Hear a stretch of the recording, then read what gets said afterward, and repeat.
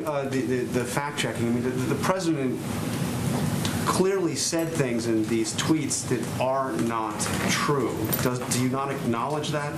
No, I don't acknowledge that. He said, for instance, that the governor of California is sending out ballots to millions of people, anyone living in the state, no matter who they are, how they got there. That is not true. California is sending out absentee ballots to registered voters, not to anybody. Yes. That's just not true. So let me address this in detail on the issue of ballots. And I'm going to lay out some of the president's concerns, and in that I will get to the California example.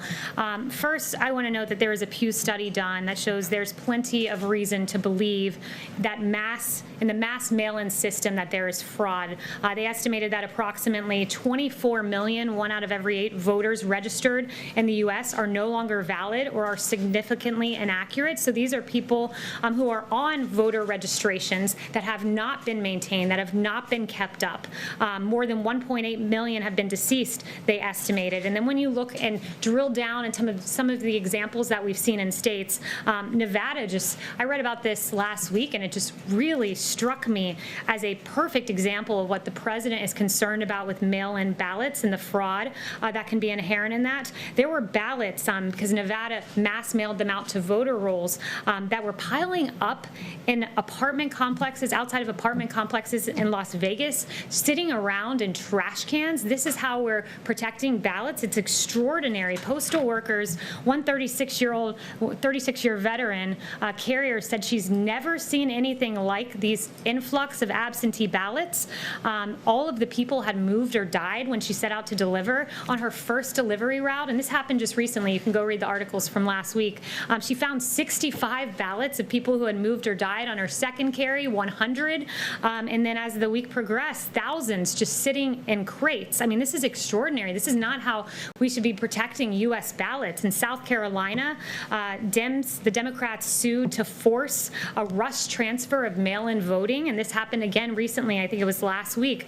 And mail-in ballots for South Carolina turned up in Maryland. There's another example of 700 suspicious mail-in ballots in Dallas, and an individual charged with second-degree felony illegal voting, and he's accused of visiting a woman in April to collect her blank absentee ballot, filling it out and forging her signature. I mean, this is extraordinary. And then you go on, there's a New Jersey example of over 3,000 ballots that were seemingly set aside. And going to California, you mentioned, California is one of those states that's notorious for ballot harvesting. And in 2018, the registrar in Orange County said that they reported that his office had people dropping off maybe 100 or 200 ballots at a time, and somehow in LA County, 112% of LA County is registered to vote. So the problem is this: when you don't clean your register and you send out your entire register, auto send out these ballots, they end up in trash cans like in Nevada. They are subject to fraud, and that is extremely troubling. But Kayleigh, I asked you a very specific question. The president said that California was sending out ballots to everybody in the state. That is a false statement. It is not correct.